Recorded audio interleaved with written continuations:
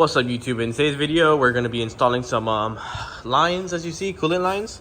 I already had the first one. It is pretty simple, guys. It's not that hard. You had some clamps here. You should use one of these, and then you use a little impact, put these in. This one's is pretty hard to take off. I'm not gonna lie, I have to order a special tool to take that off. And then you have obviously the radiator one, which is right here, the lower one, and that's pretty much it. I'm gonna install this. It's super straightforward, guys. It's a really short video.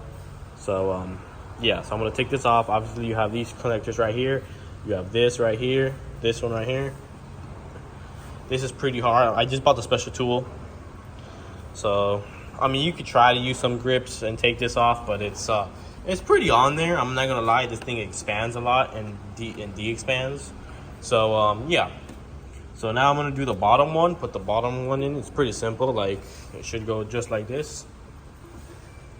Put it in like this, just like that. You see, just like that. Actually, all right, first you should get the clamp on. You should put that in right here, just like that. Grab the hose and just wiggle it in. It is brand new, so you don't have to fight it. Just make sure it goes in.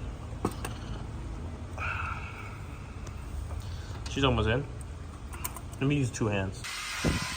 All right, guys, so now once you get it in, obviously now you can clamp it. It's pretty simple. New thermostat included.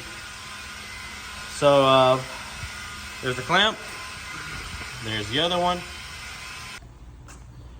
All right, guys, so as you see, I actually just cut this, and I cut around this one too until with a razor. As you see, my razor's right there. And then I was able to use my pliers and take them out. Now this one, I don't know how I'm gonna do it. It's a little bit more tricky.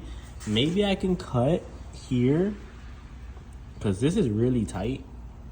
I did buy a special tool, but I really don't want to wait until like 3:30 or something.